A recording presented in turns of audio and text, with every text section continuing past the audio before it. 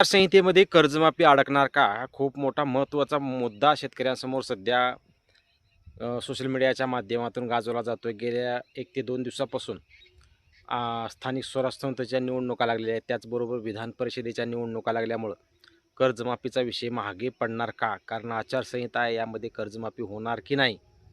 Social मीडियातून बातम्याही प्रसिद्ध झाल्या, की आता कर्जमाफी रखडणार, कर्जमाफीला उशीर होणार. कारण आचारसंहितेमध्ये कर्जमाफी करता येणार नाही, अशा काही बातम्या गेल्या 1 ते 2 दिवसामध्ये सोशल मीडियावर पसरलेल्या आहेत. परंतु सर्व शेतकऱ्यांना सांगण्यात येते, की शेतकरी मित्रांनो, कर्जमाफीची रक्कम ही शेतकऱ्यांच्या हातामध्ये येत नाही आहे, तर कर्जमाफीची रक्कम ही शेतकऱ्यांच्या खात्यामध्ये जाते. त्यामुळं आचारसंहितेचा प्रश्न त्याच्यामध्ये येऊ शकत नाही.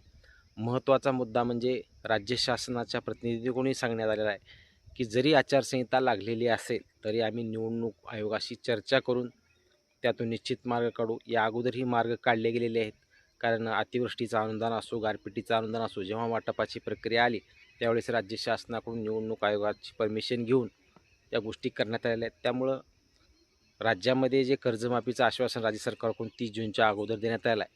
त्यामुळं 25 जूनला आचारसंहिता संपणार आहे. मग पुढील 5 दिवसामध्येच कर्जमाफी होणार का? तर असं काहीही घडणार नाही सध्या मिळालेल्या माहितीनुसार. कारण राज्य शासनाकडून जर कर्जमाफीची घोषणा अगोदर करण्यात आली, म्हणजे जी-आर जर काढण्यात आला, तर त्याच्या पुढच्या काही प्रक्रिया आहेत. त्याच्यामध्ये कोणते शेतकरी बसणार, कोणते नाही.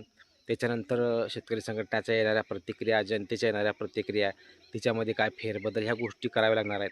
आणि या सर्व गोष्टीमुळं कर्जमाफीची घोषणा ही मे एंडमध्येच होऊ शकते.